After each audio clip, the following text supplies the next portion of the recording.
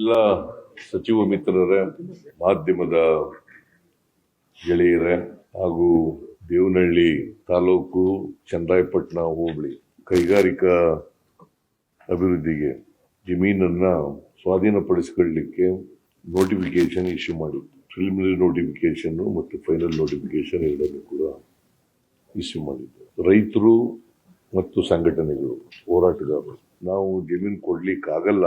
ಕಾರಣ ಯಾಕಪ್ಪ ಅಂತಂದ್ರೆ ಆ ಜಮೀನುಗಳಲ್ಲಿ ನಾವು ವ್ಯವಸಾಯ ಮಾಡ್ತಾ ಇದ್ದೀವಿ. ವ್ಯವಸಾಯವೇ ನಮ್ಮ ಮುಖ್ಯ ಕಸುಬು, ಮತ್ತೆ ಅವೇ ನಮ್ಮ ಜೀವನ ಆಧಾರ ಆಗಿರ್ತಕ್ಕಂಥದ್ದು. ಮತ್ತೆ ಬೆಂಗಳೂರಿಗೆ ಸಮೀಪ ಇರೋದ್ರಿಂದ, ಏರ್ಪೋರ್ಟ್ಗೆ ಸಮೀಪ ಇರೋದ್ರಿಂದ, ಮತ್ತೆ ಗ್ರೀನ್ ಬೆಲ್ಟ್ ನಲ್ಲಿ ಇರೋದ್ರಿಂದ ಅವುಗಳನ್ನ ಸ್ವಾಧೀನಪಡಿಸ್ಕೊಳಕ್ ಹೋಗ್ಬೇಡಿ ಅಂತೇಳಿ ವಿರೋಧವನ್ನ ವ್ಯಕ್ತಪಡಿಸಿದ್ರು, ಪ್ರತಿಭಟನೆಯನ್ನು ಕೂಡ ಮಾಡಿದ್ರು. ಸರ್ಕಾರ ಅವ್ರ ಜೊತೆನಲ್ಲಿ 5-6 ಸಭೆಗಳನ್ನ ಮಾಡಿದೆ. ರೈತರ ಜೊತೆ ಮಾಡಿದೆ, ಹೋರಾಟಗಾರರ ಜೊತೆ ಎಲ್ಲ ಸಭೆಗಳನ್ನ ಮಾಡಿದೆ. ಅವರ ಅಹವಾಲುಗಳನ್ನು ಕೇಳಿದೀವಿ, ಸರ್ಕಾರದ ಅಹವಾಲನ್ನು ಕೇಳಿದೀವಿ, ರೈತರ ಅಹವಾಲನ್ನು ಕೇಳಿದೀವಿ, ಹೋರಾಟಗಾರರ ಅಹವಾಲನ್ನು ಕೇಳಿದೀವಿ. ಅಲ್ಲಿ ಜನಪ್ರತಿನಿಧಿಯಾದಂತ KH ಮುನಿಯಪ್ಪನವರ ಅಭಿಪ್ರಾಯವನ್ನು ಕೂಡ ಪಡ್ಕೊಂಡಿದ್ದೀವಿ. ರೈತರೇ, ಮೂಲತಃ ರೈತರೇ, ಆಮೇಲೆ ಬೇರೆ ಬೇರೆ ಆಗಿರೋದು. ರೈತರು ಹೋರಾಟದಲ್ಲಿ ಎಲ್ಲ ಪ್ರಗತಿಪರ ಸಂಘಟನೆಗಳೆಲ್ಲ ಭಾಗಿಯಾಗಿದ್ದವು. ಕಮ್ಯುನಿಸ್ಟ್ ಪಾರ್ಟಿಯವರು, ಸಾಹಿತಿಗಳು, ಆಮೇಲೆ ಕಲಾವಿದರು, ರೈತ ಸಂಘಟನೆಗಳು, ಆಮೇಲೆ ಎದ್ದೇಳು ಕರ್ನಾಟಕ ಜನಶಕ್ತಿ. ಬಹಳ ಈ ಸಾರಿ ಇದು ಒಂದು ವಿಶಿಷ್ಟವಾದಂತ ಹೋರಾಟ, ಒಂಥರ ಐತಿಹಾಸಿಕವಾದಂತ ಹೋರಾಟ ಅಂತ ಕರೆದ್ರೆ ತಪ್ಪಾಗಲಾರದು. ಅದಕ್ಕೆ ಸರ್ಕಾರ ಸಾಧಕ ಬಾಧಕಗಳನ್ನ ಚರ್ಚೆ ಮಾಡಿ ಒಂದು ತೀರ್ಮಾನಕ್ಕೆ ಬಂದಿದ್ದೀವಿ. ಕಳೆದ ಮೀಟಿಂಗು ಇಲ್ಲಿ ಇದೇ ಜಾಗದಲ್ಲಿ ನಡೀತು. ಈ ಜಾಗದಲ್ಲಿ ನಡೆದಾಗ ನಮಗೆ 10 ದಿನ ಸಮಯ ಬೇಕು.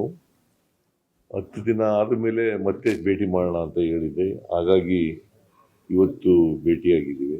1777 ಎಕರೆ ಅಂತಿಮ ಅಧಿಸೂಚನೆ ಆಗಿರ್ತಕ್ಕಂಥ ಲೆಕ್ಕ. ಈ ಜಮೀನನ್ನ ಸಂಪೂರ್ಣವಾಗಿ 1777 ಎಕರೆ ಜಮೀನನ್ನ, ಅದಕ್ಕೆ ನೋಟಿಫಿಕೇಶನ್ ಏನು ಹೊರಡಿಸಿದ್ದು, ಅಂತಿಮ ನೋಟಿಫಿಕೇಶನ್ ಏನು ಹೊರಡಿಸಿದ್ದು ಸ್ವಾಧೀನಕ್ಕೆ, ಅದನ್ನ ಸಂಪೂರ್ಣವಾಗಿ ಕೈ ಬಿಟ್ಟಿದ್ದೇವೆ. ಆದರೆ ರೈತರು ಸ್ವಯಂ ಪ್ರೇರಿತರಾಗಿ ಕೊಡ್ಲಿಕ್ಕೆ ಮುಂದೆ ಬಂದ್ರೆ ಅಂತ ಜಮೀನುಗಳನ್ನ ಒಪ್ಪಂದದ ಮೇಲೆ ತಗೊಳ್ತೀವಿ. ಬೈ ಕನ್ಸೆಂಟ್ ಜಮೀನು ನಾವು ಕೊಡ್ತೀವಿ ಅಂತ ಬಂದಾಗ ನಾವು ತಗೊಳಕ್, ಯಾಕಂದ್ರೆ ನಮಗೆ ಇಂಡಸ್ಟ್ರಿ ಬೆಳಿಬೇಕು ಅನ್ನೋದು ಬಹಳ ಉದ್ದೇಶ. ಮತ್ತೆ ಅವರಿಗೆ ಸೂಕ್ತವಾದಂತ ಪರಿಹಾರವನ್ನು ಕೊಡ್ತೀವಿ. ಅಭಿವೃದ್ಧಿ ಪಡಿಸಿರ್ತಕ್ಕಂಥ ಜಮೀನು, ಡೆವಲಪ್ಡ್ ಲ್ಯಾಂಡ್, ಅದರಲ್ಲಿ 50% ಅನ್ನ ಕೊಡ್ತಕ್ಕಂಥದ್ದನ್ನು ಕೂಡ ಮಾಡ್ತೀವಿ.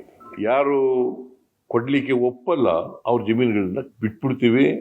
ಅಷ್ಟೇ ಅಲ್ಲ, ನೋಟಿಫಿಕೇಶನ್ ಅನ್ನೇ ಕ್ಯಾನ್ಸಲ್ ಮಾಡಿ ಸರ್ಕಾರ ತೆಗೆದುಕೊಂಡಿರ್ತಕ್ಕಂಥ ತೀರ್ಮಾನ. ಅದನ್ನ ರೈತರಿಗೂ, ರೈತ ಪ್ರತಿನಿಧಿಗಳಿಗೂ ತಿಳಿಸಿದ್ದೇನೆ.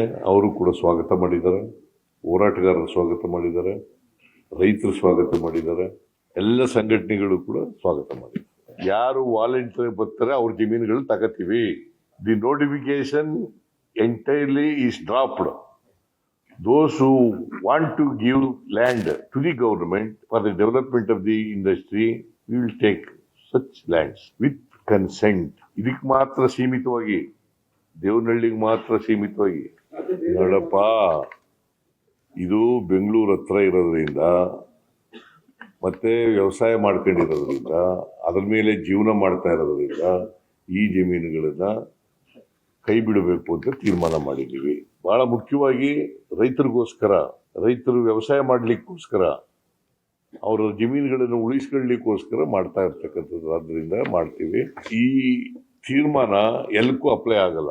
ಭೂ ಮಾಲೀಕರು ಸ್ವಯಂ ಪ್ರೇರಣೆಯಿಂದ ಮುಂದೆ ಬಂದಲ್ಲಿ ಹೆಚ್ಚಿನ ಹಣಕಾಸಿನ ಪರಿಹಾರ ಅಥವಾ ಹೆಚ್ಚಿನ ವಿಸ್ತೀರ್ಣದ ಅಭಿವೃದ್ಧಿಪಡಿಸಿದ ನಿವೇಶನವನ್ನು ನೀಡಲಾಗುವುದು. ಈ ರೀತಿ ಹೆಚ್ಚಿನ ಪರಿಹಾರ ಅಥವಾ ಅಭಿವೃದ್ಧಿಪಡಿಸಿದ ನಿವೇಶನವನ್ನು ಪಡೆಯಲು ಒಪ್ಪದ, ಪ್ಲೀಸ್ ಅಂಡರ್ಲೈನ್, ಒಪ್ಪದ ರೈತರ ಜಮೀನುಗಳನ್ನು ಕೃಷಿ ಭೂಮಿಯಾಗಿಯೇ ಮುಂದುವರಿಸಲಾಗುವುದು.